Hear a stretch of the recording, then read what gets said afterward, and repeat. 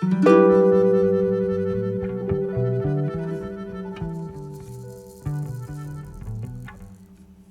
Rodež je dijak 3. letnika umetniškega oddelka Gimnazije Franca Miklošiča Ljutomer. Končal je tudi višjo stopnjo osnovne glasbene šole, in sicer iz predmeta tolkala. Kot mlad ustvarjalec se uspešno uveljavlja na filmskem in glasbenem področju. Je scenarist, režiser, snemalec in montažer, ob tem pa tudi bobnar pri glasbeni skupini Kate Trga. Že v osnovni šoli je bil vključen v različne ustvarjalne projekte. Med drugim je v času karantene posnel film Skrivnost, ki se skriva v moji omari. Ta film je bil deležen posebne pozornosti med 80 filmi na prvem festivalu Corona Fest Full Face filma v organizaciji Javnega sklada za kulturne dejavnosti. Zanj je sam napisal scenarij, odigral 5 vlog, ga posnel in zmontiral. Potem je posnel še srhljivko O njem se govori, ki pripoveduje o navideznem strahu in pogledu mladih na svet.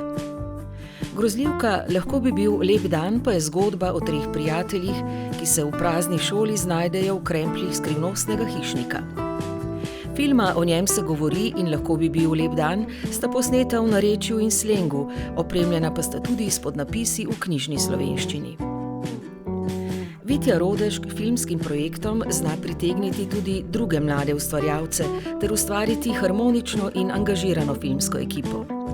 V različnih vlogah pogosto sodeluje z drugimi mladimi filmarji, med drugimi s Katjušo Peterka pri dokumentarcu Ljubezen, zmagovalcu filmskega festivala Videomanija.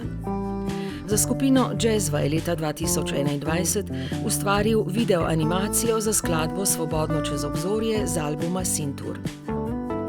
Vitja Rodež pripravlja s Katjušo Peterka in Izidorjem Vogrincem, vsi so dijaki Gimnazije Franca Miklošiča Ljutomer, tudi oddajo Nori podcast, v kateri gostijo mlade, aktivne in nadebudne Pomurce ter z njimi debatirajo o različnih zanimivih in večkrat drznih temah. Vitja Rodež je bobnar in član rock skupine Kate Trga, ki jo sestavljajo še kitarist in vokalist Tine Lukač ter basist Matevž Filipič. Skupino obujajo glasbo iz zlatih let roka, vedno več pa je tudi avtorskih skladb. Za njimi je nekaj odmevnih koncertov, na primer na Mikovem malem velikem odru, na Grossmanovem festivalu, Maratonu 3 src in drugih prizoriščih. Skupino vabijo na glasbene festivale, med drugim na festivale Špilliga, ki ga organizira Kino Šiška iz Ljubljane. Prepričani smo lahko, da gre letošnje priznanje Mestne občine Murska Sobota za uspešno delo na področju kulture v roke mlademu ustvarjalcu z bleščečo prihodnostjo na filmskem, glasbenem, morda pa na še kakšnem področju.